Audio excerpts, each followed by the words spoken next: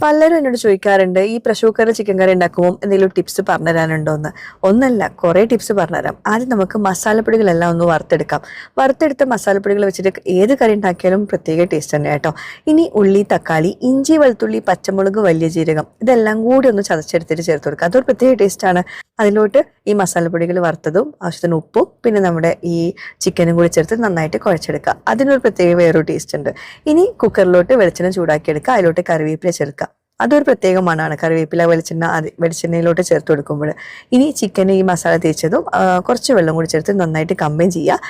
ഇനി pressure cook കഴിയുമ്പോൾ ഒരു വിസിൽ വരുന്നതിന് മുമ്പ് ഓഫ് ചെയ്തിട്ട് പിന്നെ തുറന്ന് വെച്ചിട്ട് ഒന്നായിട്ട് വറ്റിച്ചെടുക്കണം. അപ്പോഴാണ് ചിക്കനും മസാല എല്ലാം കൂടി കമ്പൈൻ ആവുക. അല്ലെങ്കിൽ വളർത്തുങ്ങാണ്ട് കിടക്കും കേട്ടോ.